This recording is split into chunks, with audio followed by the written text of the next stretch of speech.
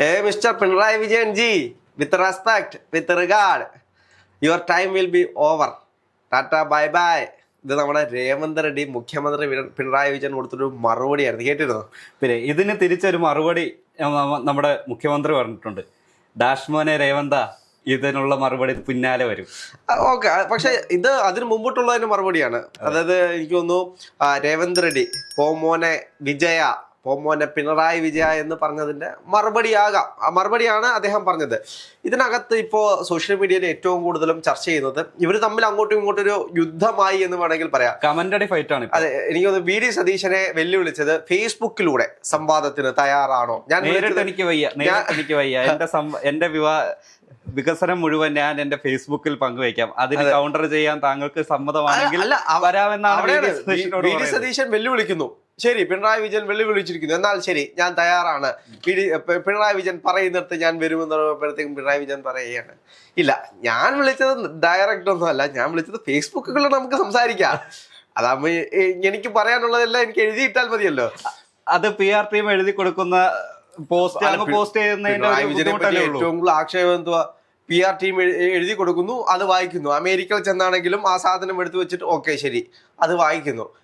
നിയമസഭയിൽ എന്താണ് എഴുതി കൊടുക്കുന്നത് വായിക്കുന്നു. അതിനപ്പുറത്തേക്ക് ഒന്നും അറിയില്ല എന്നാണ് പല ആളുകളും മുഖ്യമന്ത്രിയെ കുറ്റപ്പെടുത്തുന്നത്. പക്ഷെ എനിക്കറിയില്ല. അല്ല, അറിയുന്ന ചിലതുണ്ടല്ലോ, സ്വന്തം കയ്യിൽ നിന്ന് ഇടുന്ന ചിലതുണ്ടല്ലോ, ചെറ്റ നികൃഷ്ടജീവി അതുണ്ടല്ലോ, അത് പറഞ്ഞോ?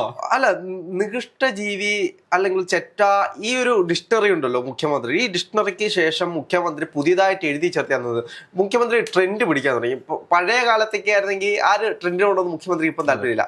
ഇപ്പൊ അദ്ദേഹം പുതിയ ട്രെൻഡിലേക്ക് വന്നത് മാസ് ഡയലോഗുകൾ മാത്രമേ ഉള്ളൂ. ആ മാസ് ഡയലോഗ് കണ്ടെത്തി പോയപ്പോഴാണോ പുതിയ ഡിക്ഷണറിയിലേക്ക് പുതിയ വാക്ക് ഡാഷ് മോനെ. മാധ്യമങ്ങളൊക്കെ അദ്ദേഹത്തിനെ കളിയാക്കുന്നുണ്ട്. ഇതെന്തോ മുഖ്യമന്ത്രി ഒരു അസഭ്യമില്ലാത്ത സംസാരിക്കുന്നത്, സഭ്യമായിട്ടുള്ള ഭാഷയിലൊക്കെ മുഖ്യമന്ത്രിക്ക് സംസാരിച്ചുകൊണ്ട് എന്തിനു മുഖ്യമന്ത്രി ഇങ്ങനെ തരം താഴണം എന്നൊക്കെ ആക്ഷേപിക്കുന്നുണ്ട്.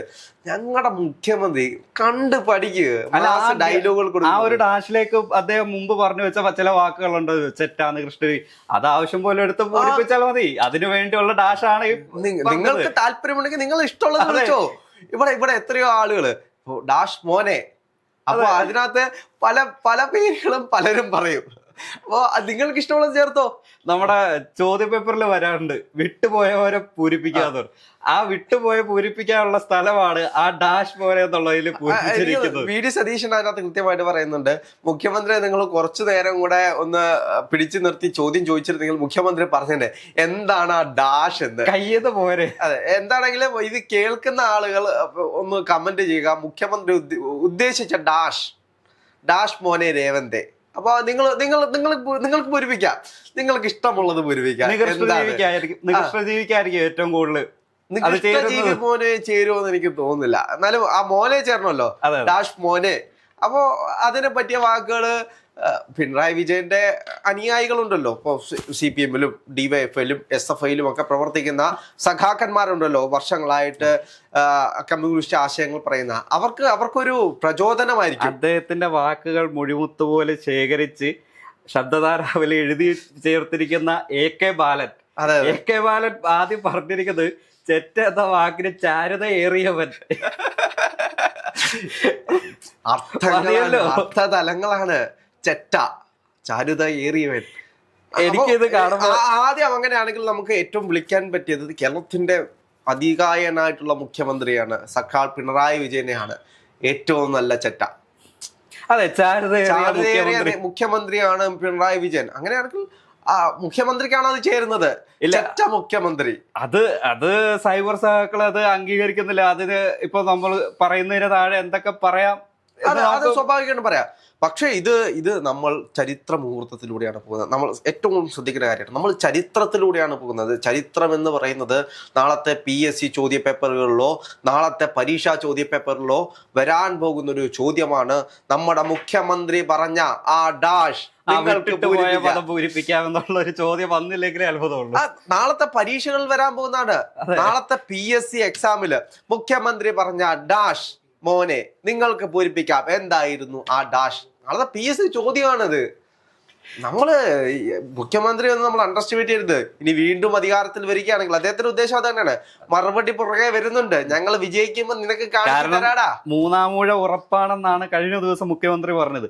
അന്ന് ഇപ്പൊ ചെയ്യാൻ പറ്റാതെ പോയതിന് ഇരട്ടി കൂടി ഈ മൂന്നാം ഊഴത്തിൽ തരും എന്നാണ് അദ്ദേഹത്തിന്റെ ഒരു ഇത്. ഇപ്പൊ ഈ മറുപടിയൊക്കെ വെറുതെ ഞങ്ങളിപ്പം തരാം, ഞങ്ങൾ മുന്നോട്ട് പോകും. അതായത് മോനെ ദിനേശ എന്ന് പറഞ്ഞാൽ ഞങ്ങൾ പൊക്കോളും, ഞങ്ങൾ പൊയ്ക്കൊണ്ടേയിരിക്കും, ഞങ്ങൾ മുന്നോട്ട് പൊയ്ക്കൊണ്ടേയിരിക്കും. നവകേരള സദസ്സിൽ എങ്ങനെയാണോ ഞങ്ങൾ മുന്നോട്ട് പോയത് ആ രീതിക്ക് തന്നെ മുന്നോട്ട് പോകുന്നത്. രക്ഷാപ്രവർത്തനം പോലെ, ചെടിച്ചട്ടി കൊണ്ടുള്ള രക്ഷാപ്രവർത്തനം പോലെ.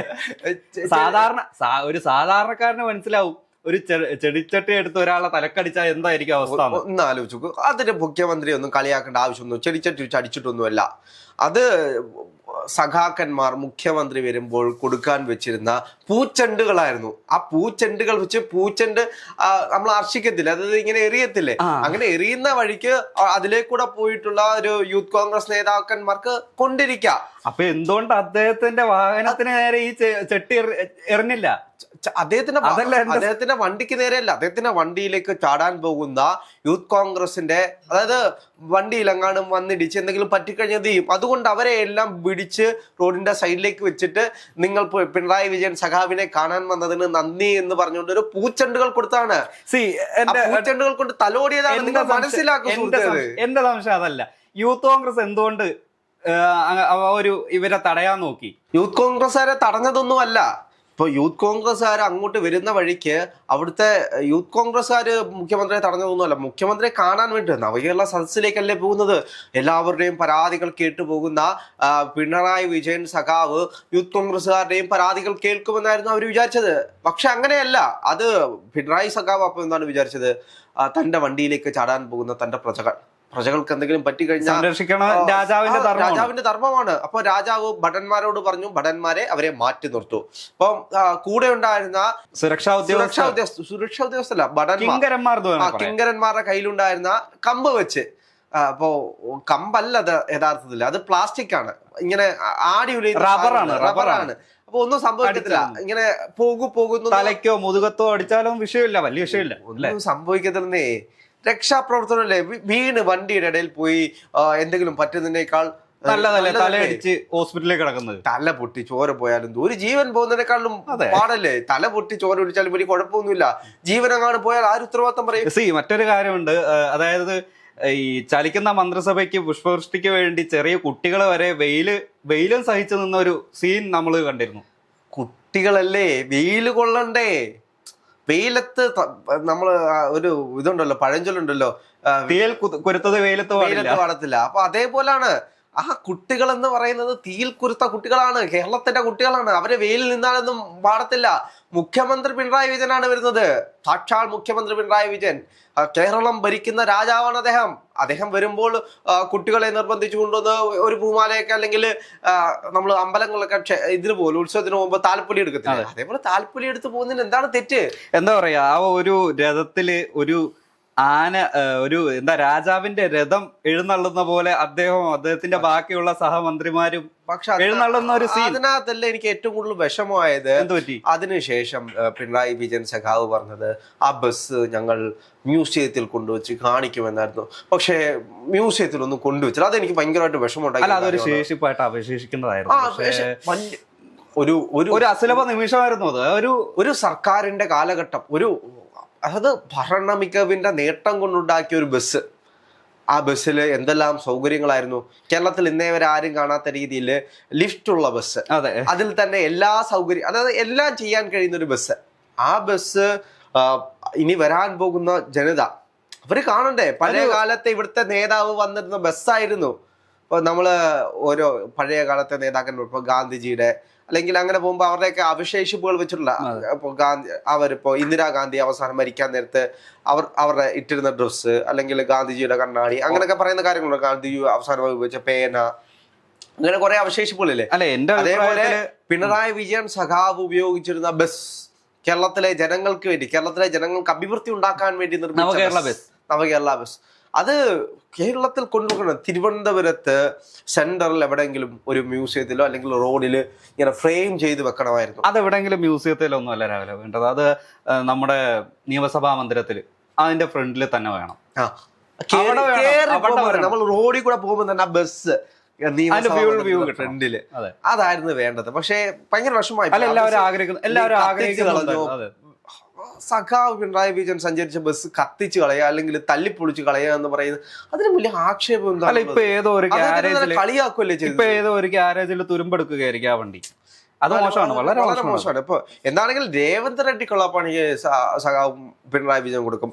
ഡാഷ് മോനെ രേവന്തേ നോക്കി വെച്ചോ, പണി വരുന്നുണ്ട്. അത് തന്നെയാണ് മുഖ്യമന്ത്രി പറഞ്ഞത്.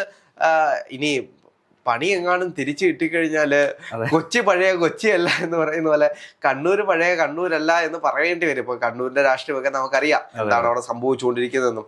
പണി സ്വന്തം മണ്ഡലത്തിൽ നിന്നും കിട്ടാതിരുന്നാൽ മതി. ഇനി ധർമ്മടത്തെങ്ങാനും തോറ്റുപോയി കഴിഞ്ഞാൽ അതിലും വലിയ നാണം കേട്ട ചരിത്രത്തിൽ വലിയ ധർമ്മടത്ത് 97,000 വോട്ടായിരുന്നു കഴിഞ്ഞ പ്രാവശ്യം വാങ്ങിച്ചത്. അതിനി 50,000 വോട്ടിലേക്ക് എങ്ങാനും പോയി കഷ്ടിച്ചെങ്ങാനും പിണറായി വിജയൻ വിജയിച്ചു വന്നാൽ, അല്ലെങ്കിൽ ഒന്ന് ആലോചിച്ചു അബ്ദുൾ റഷീദ് VP-യോടെങ്ങാനും പിണറായി വിജയൻ സഖാവ് തോറ്റുപോയി കഴിഞ്ഞാൽ ഉണ്ടാകാൻ പോകുന്നൊരു, ഞാൻ പറയുന്നില്ലേ